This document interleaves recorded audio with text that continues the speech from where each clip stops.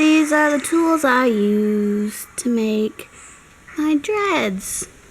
A tiny, tiny crochet hook, and then a bigger crochet hook, and a fine tooth comb, and then a bigger comb. Alright, so now that you have your fiber separated from the rest of it, I like to brush it again. I'm going to make a double-ended dread. So you find your middle point, just loop it. I like to loop it 3 times to make it really secure. You start back combing. I like to do little strokes. And it gets all puffy like that. And then I turn it and I back comb it from a different direction. And you just do that all the way down.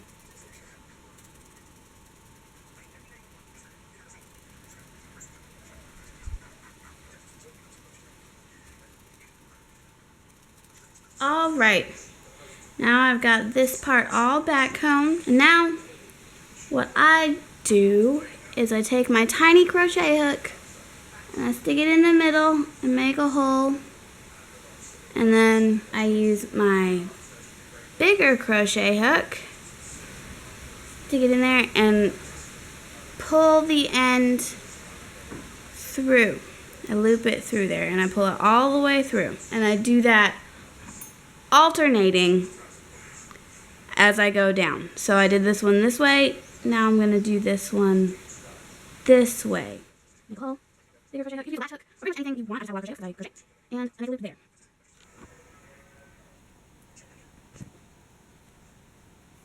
I just want to say that you will get synthetic hair all over you, or at least I always do.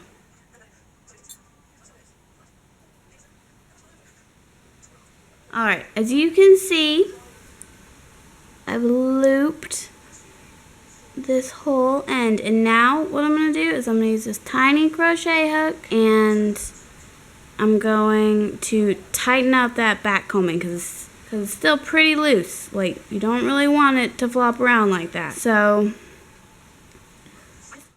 hold on, and I feel like it's probably ribbing, but it's not really a big deal, and I want to try to this up and do more. So I don't pull as far out. And I want to show you all the different directions. And I just hold my hook away. It's not pulling the way that seems to work. And sometimes, as you can see, I started to get to that section there where it got puffy.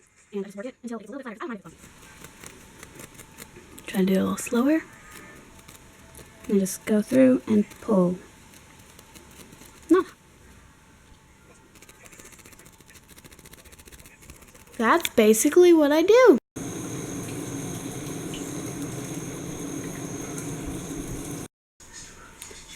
I use a measuring cup because it's easier than trying to hold that hot pan. This is a double-ended dread. I have it tied to my dish rack over here, and I'm using one that I previously sealed one half of. You can see that it's been twisted, and I'm going to seal this part. You can see that it has not been twisted and that it's very puffy and fat and weird looking.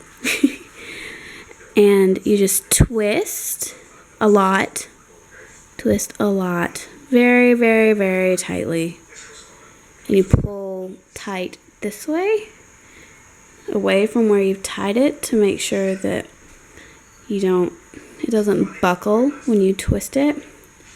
And then you take your measuring cup and your freshly boiled water and you pour it over top.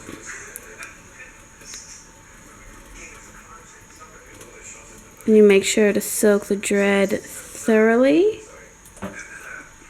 with the hot water so that it gets sealed all the way through, not just on the outside. You could put a dish or a bowl underneath where you're using your dread and save the water and reuse it because you're just boiling it. But I don't have a dish to do that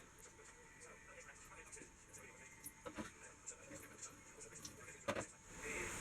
Sometimes I have flyaways that continue to stick up, and I just like to pull them down and twist them with my fingers while they're still hot to get them to stick to the main dread.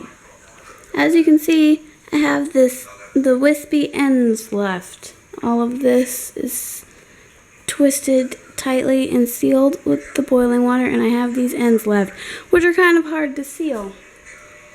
What I do is I do my best to twist them as tightly as possible. And then pour the boiling water on them.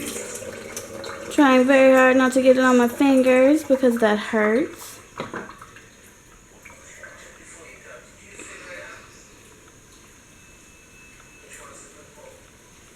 And then you just have this little tiny bit left. And make sure you hold it until it's completely cool to the touch all the way down.